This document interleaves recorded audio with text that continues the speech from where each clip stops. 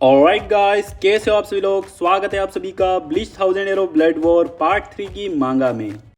Oh my God! पिछले chapter में हमने देखा Gerard versus captain Hitsugaya, captain Byakuya and the monster Zaraki. Guys आप कमेंट करके बता सकते हैं मेरे अलावा और किस किस को ऐसा लगता है कि कैप्टन ज़ाराकी की बांकाई और भी ज्यादा बेटर कर सकती थी। क्योंकि गाइस अगर मैं पर्सनली सोचूं तो मैंने कुछ ज्यादा ही एक्सपेक्ट किया था, मतलब बहुत ही ज्यादा, समझ रहे हो। मैं सोचा था गेरार्ड की तो कुछ वैल्यू ही नहीं रहेगी उसके सामने। लेकिन अगर चीजों को एकदम ध्यान से देखे तो कैप्टन ज़ाराकी की बांकाई को बैलेंस करना भी जरूरी था, नहीं तो बाकी सारे के सारे कैप्टन्स तो एकदम फीके ही पड़ जाते। गाइस इस बात के ऊपर आप अपना अपना ओपिनियन कमेंट सेक्शन में शेयर कर सकते हैं। पिछले चैप्टर में गेरार्ड के ऊपर कैप्टन ब्याकुया ने इका सेंजिका नाम का एक फाइनल ब्लो मारा था। इस वाले चैप्टर के बिल्कुल ही स्टार्टिंग में हम गेरार्ड को देखते हैं जो कि अब मारा जा चुका है। वो बर्फ बनकर टुकड़ों टुकड़ों में अलग हो जाता है। इसी के साथ तीनों कैप्टन्स रिलैक्स होने लगते हैं, लेकिन कैप्टन हित्सुगाया गिरने वाले होते हैं, लेकिन कैप्टन ब्याकुया उन्हें सपोर्ट देकर संभाल लेते हैं। कैप्टन ब्याकुया टोशिरो से कहते हैं, ऐसा लगता है तुम्हारी बांकाई तुम्हारी बॉडी के ऊपर बहुत ही ज्यादा टोल क्रिएट करती है, लेकिन फिर भी जितना मैंने एक्सपेक्ट किया था तुम उससे ज्यादा अच्छे से इसे संभाल पा रहे हो। टोशिरो कहता है, हाँ तुम बहुत ही ज्यादा शार्प हो, फिलहाल मैं प्रैक्टिकली अपनी लिमिट पर हूँ। टोशिरो जैसे ही अपनी बात कंप्लीट करता है गाइस हम क्या देखते हैं, लिटरली एकदम से ही बहुत सारी लाइट इन दोनों के पीछे आती है। और ये लाइट किस चीज की है, गेरार्ड के वापस रिवाइव होने की। भाई लोग ये क्या ही तो बंदा है यार, लिटरली अब मेरे को यार ऐसा फील हो रहा है कि अब कुछ ज्यादा ही हो रहा है, मतलब अब तो इस बंदे को मर जाना चाहिए था। गाइस एक चीज ध्यान से नोटिस करना, अभी तक अपन जितने भी टॉप टियर यानी कि रॉयल ईस्टर्न ईटर्स को देखते आ रहे हैं, सारे के सारे एक से बढ़कर एक ढीठ बंदे हैं। मतलब गाइस ये सारे के सारे बंदे मरने का नाम ही नहीं लेते, हर बार 1000-2000 बार वापस रिवाइव होके आ जाते हैं। टोशिरो बहुत ही ज्यादा शौक में कहता है, ये क्या है, वो अभी तक जिंदा है, लेकिन इतना सब करने के बावजूद गेरार्ड का इसी के साथ लुक ही चेंज हो चुका है। उसके चारों ओर से लाइट निकल रही है और वो दिखने में एकदम मुर्गे जैसा दिख रहा है। तभी एकदम से सीन शिफ्ट होता है और हम देखते हैं गाइस फाइनली इचिगो पहुंच चुका है क्विंसी किंग के सामने। भाई साहब अभी मजा आएगा ना बिडू, अब होगी सबसे मेन फाइट शुरू।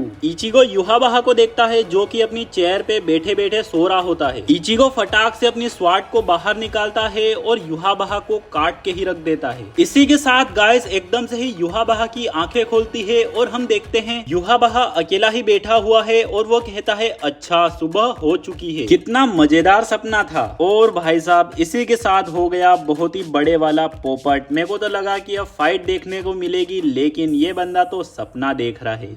मूड खराब कर दिया। युहाबाहा बहुत ही खतरनाक स्माइल के साथ कहता है कि डरावने सपने हमेशा ही सबसे ज्यादा मजेदार होते हैं। इसी के साथ सीन शिफ्ट होता है, हम देखते हैं एक एरो आके लगता है हैशवोल्ट की स्वार्ड के ऊपर। इसी के साथ उरियू कहता है, तो सुबह हो चुकी है, तुम्हारे लिए तो मुझे दया आ रही है। मैं शर्त के साथ कह सकता हूँ कि तुम ये तो उम्मीद नहीं कर रहे थे कि सुबह तक तुम मुझे हरा नहीं पाओगे। हैशवोल्ट कहता है, हरा नहीं पाऊंगा, कितनी अजीब बात है, मेरी आंखें तो ऐसा देख रही है कि एक हारा हुआ बहुत ही ज्यादा स्ट्रगल कर रहा है जो कि अपने खुद के ही खून से रंगा हुआ है। और इसी के साथ भाई साहब हम उरियू को देखते हैं जिसकी हालत बहुत ही ज्यादा खराब हो चुकी है, वो एकदम खून से लथपथ होता है। उरियू मेरे दोस्त तुझे कुछ नहीं होगा, मैं तेरे साथ हूँ। उरियू कहता है, मैं नहीं कह सकता आज से पहले कभी भी मुझे किसी ने भी एक बीस्ट के साथ कंपेयर किया हो। ये सुनने में बिल्कुल भी बुरा नहीं है, ये बहुत ही एक स्ट्रॉन्ग बात लग रही है। हैशवोल्ट कहता है, एक और बात, तुम्हें कुछ गलत फहमी हो चुकी है कि तुम ऐसा सोच रहे हो कि मैं तुम्हें सुबह होने से पहले ही मारना चाहता हूँ। लड़ने के लिए जो मेरी खुद की नेचुरल एबिलिटी है वो मैजेस्टी की एबिलिटी से भी ज्यादा अच्छी है, खासकर तब जबकि मैं तुम जैसे किसी बेवकूफ से लड़ता हूँ जिसकी गलतियों को सही करना बहुत ही ज्यादा जरूरी है। ऐसा कहकर हैशवोल्ट उरियू के ऊपर एक बहुत ही खतरनाक अटैक कर देता है। इसी के साथ सीन इचिगो और ओरिहिमे पे शिफ्ट होता है जो कि क्विंसी किंग के पास पहुंचने ही वाले हैं। इचिगो कहता है, ओरिहिमे क्या तुम फील कर पा रही हो? ओरिहिमे कहती है, हाँ। इचिगो कहता है, वो इस दरवाजे के बिल्कुल ही उधर है। ओरिहिमे कहती है, हाँ। इचिगो कहता है, ये 2 वर्सेस 1 है, कहीं ना कहीं मेरे को अनफेयर लग रहा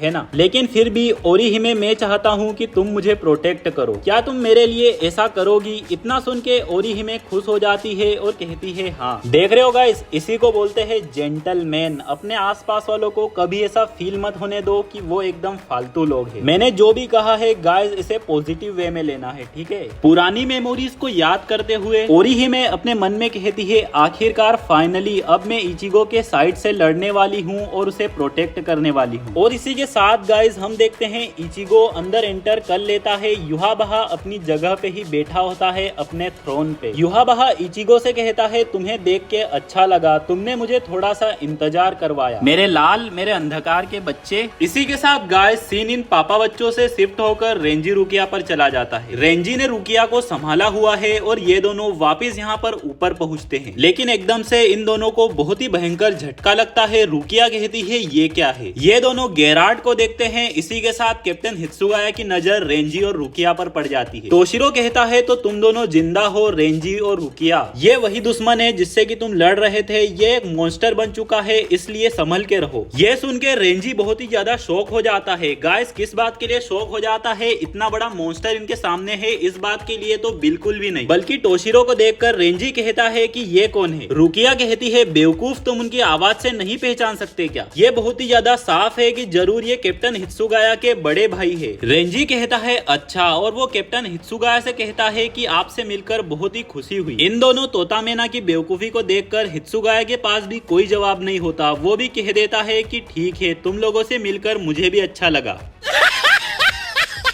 ब्याकुया वहीं के वहीं धीमी आवाज में अपने आप से कहते हैं कि इसने भी गेम खेलना शुरू कर दिया। तभी हम देखते हैं एकदम से सभी को और उरियू को एकदम से ही किसी का स्पिरिचुअल प्रेशर सेंस होता है, और ये होता है अपने इचिगो का। इसी के साथ सीन इचिगो और युहाबहा पे शिफ्ट हो जाता है। युहाबहा इचिगो से कहता है कि तुमने अभी तक अपनी तलवार को बाहर नहीं निकाला, कितने ज्यादा घमंडी या साहसी हो, ऐसा ही मैं नॉर्मली कहता, लेकिन ऐसा लगता है बहुत ही ज्यादा मुश्किल से कहा जा सकता है कि तुम फिलहाल में डिफेंसलेस हो, क्योंकि गाइस इस टाइम पर इचिगो अपना बहुत ही सारा स्पिरिचुअल प्रेशर रिलीज कर रहा है। युहाबहा कहता है कि तुम्हारा निकलता हुआ स्पिरिचुअल प्रेशर बहुत ही ज्यादा स्ट्रॉन्ग है, मैं इसे शेप लेते हुए देख पा रहा हूँ। तुम स्ट्रॉन्ग ग्रो हो चुके हो, लेकिन नहीं, ये तो वही मामूली सी पावर है जो कि तुम्हारे पास सचमुच में हमेशा से ही थी। अब तुम मुझ पे हमला करो, क्या तुम मुझे राइट से मारने वाले हो या फिर लेफ्ट से? मैं ये जानना चाहता हूँ। इचिगो कहता है तुम किस बारे में बात कर रहे हो? मुझे पता है, तुमने सब कुछ पहले ही देख रखा है कि मैं किस तरीके से तुम पर अटैक करने वाला हूँ। युहाबहा कहता है मैं अपनी पावर का इस्तेमाल नहीं करूंगा, मैंने ये रेयर अपॉर्चुनिटी बचा कर रखी है अपने सन से बातचीत करने के लिए। इचिगो कहता है मेरे पहले से ही एक फादर है और वो फादर तुम तो बिल्कुल नहीं हो। युहाबहा कहता है तुम इशिन कुरोसाकी की बात कर रहे हो, वो तुम्हारे फादर है, हाँ, लेकिन वो तुम्हारे असली के फादर नहीं है। तुमने तो ये पहले से ही सुन रखा होगा कि तुम्हारी पावर्स की ओरिजिन कहाँ से हुई है ना? इचिगो बहुत ही सीरियस होकर कहता है हाँ, मैंने इस बारे में सब कुछ सुन रखा है। अब इचिगो बहुत तेज चिल्लाकर कहता है कि तुम मेरे फादर नहीं हो, तुम तो वो हो जिसने कि मेरे एक पेरेंट को मार दिया, यानी कि इचिगो की मदर को। युहाबहा कहता है तुम अपनी मदर की बात कर रहे हो, लेकिन पक्के से तुम इन सब से बढ़कर एक आदमी हो। युहाबहा के इतना कहते ही इचिगो फुल गुस्से में अटैक कर देता है अपने गेत्सुगा तेंसो से, लेकिन उस गेत्सुगा तेंसो को युहाबहा अपनी सोल किंग की ब्लैक पावर से ही रोक लेता है और उल्टा इचिगो के ऊपर अटैक कर देता है। लेकिन हम देखते हैं ओरिहिमे अपनी शील्ड से इचिगो को बचा लेती है। जैसे ही इचिगो वापस नीचे लैंड होता है, हम देखते हैं उसके ऊपर चारों साइड से अटैक हो रहे होते हैं। इचिगो ओरिहिमे के शील्ड की मदद से और अपनी दोनों स्वार्ड्स की मदद से उन सभी से बच रहा होता है और वापस से फटाक से युहाबहा के एकदम पास पहुंच जाता है। जैसे ही इचिगो वहां पर पहुंचता है, युहाबहा उससे कहता है आखिर इसमें क्या पॉइंट है अपनी मदर की डेथ पर इतना दुखी होने का? वो मर गई क्योंकि उसका टाइम आ चुका था, उसकी लाइफ का तो पर्पस भी कंप्लीट हो चुका था, तुम्हें बर्थ देना और मेरे लिए नरिशमेंट बन जाना। इस चीज के लिए तुम दुखी किस बात पर हो रहे हो? युहाबहा बहुत ही तेज हंसते हुए कहता है इसके अलावा उसने और क्या ही अच्छा उम्मीद किया होगा। इचिगो बहुत ही सीरियस हो जाता है, लेकिन युहाबहा उसे बहुत ही दूर फेंक देता है। ओरिहिमे चिल्लाती है इचिगो। युहाबहा अपनी जगह से खड़ा होते हुए कहता है कि अपन ने बहुत बातचीत कर ली है, मैंने अपनी चटर बटर एंजॉय करी, अब चलो लड़ाई की शुरुआत करते हैं इचिगो। ओरिहिमे फटाक से भागकर इचिगो के पास जाती है, लेकिन इचिगो बहुत ही तेज गुस्से में वहाँ से आगे बढ़ता है अटैक करने के लिए। ओरिहिमे चिल्लाती है इचिगो रुको, लेकिन इचिगो नहीं रुकता। इचिगो अनाधुन अटैक करने लग जाता है, इसीलिए युहाबहा भी कहता है कितने लापरवाही वाले अटैक है। क्या तुम उस लड़की को अपने साथ ऐसे ही फालतू में ले आए? क्या तुम्हारी नफरत तुम्हारे जजमेंट के ऊपर हावी हो चुकी है? थोड़ा सा पेशेंस रखो। इतना कह के युहाबहा इचिगो के सिर पे ऊपर अटैक कर देता है और कहता है ये बात सच है कि आखिरी में तुम मेरे द्वारा कंज्यूम होने वाले हो, इसलिए अपनी न टलने वाली मौत के लिए झटपटाने की कोई जरूरत नहीं है। क्या तुम्हें पता है तुम्हें क्रिएट करने में मैंने कितना ज्यादा टाइम और कितने बड़े चमत्कार को एक्सपेंड किया है? थोड़ा सब्र रखो, अपनी जिंदगी को ऐसे ही व्यर्थ में मत फेंको। देख रहे हो गाइस, अपने लाडले बच्चे से कितना ज्यादा प्यार करता है ना?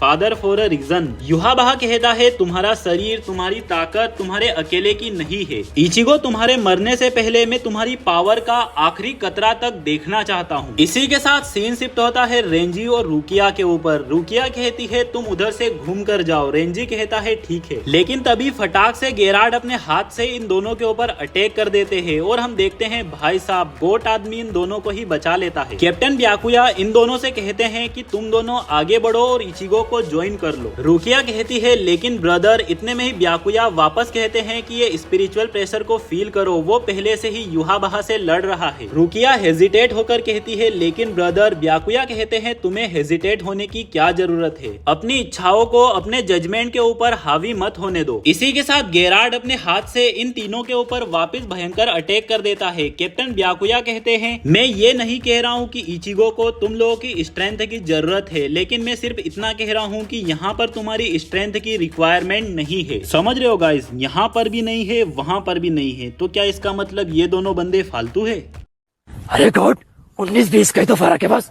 यहाँ कोई है तो 19-20 का फर्क है, 19-20 का फर्क है, इसमें उसमें 19 लाख का फर्क है। ब्याकुया कहते हैं क्या तुम्हें समझ में आ गया है? अब फटाक से जाओ यहाँ से। इसी के साथ रेंजी कहता है यस कैप्टन, और ये दोनों अपना आभार प्रकट करके यहाँ से चले जाते हैं। टोशिरो कैप्टन ब्याकुया से कहता है कि वेलकम बैक। ऐसा लगता है कि उन दोनों ने तुम्हारी काइंडनेस को देख लिया। गाइस इसका मतलब समझ रहे हो? कैप्टन ब्याकुया ने स्ट्रिक्ट बात बोलकर इन दोनों को यहाँ से इसलिए भेज दिया ताकि वो अपने फ्रेंड की मदद ज्यादा अच्छे से कर पाएंगे। क्या ही तो कहने, मतलब GOATed character, GOATed brother in low. Guys मैं यहाँ पर कुछ लोगों को स्पॉइलर देना चाहता हूँ, अगर किसी को नहीं पता तो। मेरे को खुद को ये बात हफ्ते 2 हफ्ते पहले ही पता चली है, रेंजी और रुकिया आगे जाकर शादी करने वाले हैं, मतलब लव बर्ड्स। कैप्टन ब्याकुया टोशिरो से कहते हैं कि मैंने इससे कुछ भी कम एक्सपेक्ट नहीं किया था जब मैंने उन्हें वो शब्द कहे थे। ऐसा सुनकर टोशिरो एक अजीब सा रिएक्शन देता है और कहता है ठीक है जो भी हो, मुझे लगता है कम से कम तुमने सही डिसीजन लिया। उन दोनों को इचिगो की साइड पे ही होना चाहिए। ब्याकुया सुन रहे होते हैं। टोशिरो कहता है मुझे नहीं पता कि तुमने कभी भी एकेडमी अटेंड करी है या नहीं, लेकिन जब मैं वहाँ पर था मैंने ये कभी नहीं सोचा था कि मैं अपने फैमिली और अपने सुपीरियर्स के भले के लिए लड़ूंगा। एक सोल रिपर को अपनी जिंदगी दे देनी चाहिए अपने फ्रेंड्स और इंसानियत को प्रोटेक्ट करने के लिए। भले ही अपन इचिगो के साथी है, लेकिन वो दोनों उसके फ्रेंड्स है। अगर उन दोनों को एक असली सोल रिपर की तरह लड़ना है तो बिना किसी भी डाउट के उन्हें फटाक से इचिगो की साइड पे चले जाना चाहिए। सही गलत के बारे में जानना एक सोल रिपर की सबसे पहली सीख होती है। अगर सही गलत का फर्क उन दोनों के दिमाग से घूम भी जाता है, तब भी मैं बहुत ही ज्यादा श्योर हूँ कि उन दोनों का डिसीजन यही होता कि वो इचिगो की जाकर मदद करे। हित्सुगाया के ऐसा बोलते ही सीन शिफ्ट हो जाता है उर्यू और हैशवोल्ट के ऊपर। यहाँ पर उर्यू की हालत बहुत ही ज्यादा खराब होती है, वो नीचे पड़ा होता है पूरी तरीके से खून में लथपथ। हैशवोल्ट उर्यू की साइड आगे बढ़ते बढ़ते हुए कहता है हाँ, सभी लोग ऊंचाई पे चलना चाहते हैं, उस स्केल की ऊंचाई पर जहाँ पर वो मेजर होते हैं। जितनी भी चीजें लोग देखते समझते हैं अपनी जिंदगी को जी कर अपनी जिंदगी भर, जैसे ही वो लोग आगे बढ़ते हैं उन्हें अपने आप को सही और गलत की स्केल पर रखना होता है। इस चीज से वो ये डिटरमाइन करते हैं कि वो किस चीज को सही मानते हैं और किस चीज को गलत मानते हैं। यही सही गलत के हिस्से साथ जुड़कर इंसान को एक शेप देते हैं और वो शेप आखिर में इंसान बन जाता है। तुमने भी उर्यू इशिडा इसी तरीके से अपने आप को बनाया होगा और इसी तरीके की चीजें की होगी, लेकिन फिर भी मैं अभी तक तुम्हारा शेप नहीं देख पा रहा हूँ। जो इच्छाएं तुमने चुनी है और जो डिसीजन तुमने लिए हैं, जो शेप तुमने अपने स्केल के टॉप पर से लिया है, मैं वो तुम्हारे अंदर नहीं देख पा रहा हूँ। आखिरकार तुम हो कौन उर्यू इशिडा? बताओ मुझे, क्या ये सचमुच में तुम्हारे दिल की खुद इच्छा थी कि तुम अपनी खुद की जिंदगी को रिस्क में डालो उन खोखले इंसानों के भले के लिए? उर्यू अपनी अधमरी हालत में कहता है तो तुम भी बकवास करते हो। तुमने पूछा कि मैं हूँ कौन, आखिरकार मैं किस तरीके का इंसान हूँ? भला इस चीज का जवाब मैं किस तरह से दूं? इतना कह के उर्यू अपनी जगह से वापस थोड़ा सा खड़ा हो जाता है और अपनी हेलिक बोगेन को बाहर निकाल लेता है। उर्यू कहता है मैं तुम सबको हरा कर ही मैं अपने खुद के लिए इस सवाल का जवाब पता कर सकता हूँ। इसी के साथ हैशवोल्ड कहता है अच्छा, और सीन शिफ्ट हो जाता है इचिगो और उर्यू के फादर के ऊपर। गाइस पता नहीं क्यों जब भी मैं इन दोनों को एक साथ देखता हूँ, मेरे को इन दोनों के अंदर से बहुत ही खतरनाक वाइब्स फील होती है। मेरे को कहीं ना कहीं ऐसा लगता है कि ये दोनों बंदे भी बहुत ही ज्यादा खतरनाक डुओ है। हालांकि अपन ने इनकी कभी फाइट भी नहीं देखी और ना ही तो ये इतने ज्यादा गहरे दोस्त है, लेकिन फिर भी मेरे को पता नहीं क्यों ऐसा ही लगता है। इसी के साथ इचिगो के फादर कहते हैं मैं सरप्राइज हो चुका हूँ ये देखकर कि इतना पुराना पास, इतना डेकेड्स पुराना पास आज तक अभी के टाइम तक काम कर रहा है। इचिगो के फादर उर्यू के फादर से कहते हैं कि तुम्हें अपने फादर का कर्जा मानना चाहिए क्योंकि उन्होंने इसे चुरा लिया जब उन्हें यहाँ से निकाल दिया गया था। गाइस ये कॉइन जैसा गैजेट कुछ इसी तरीके से काम करता होगा कि ये लोगों ने आसानी से यहाँ पर एंट्री ले ली है या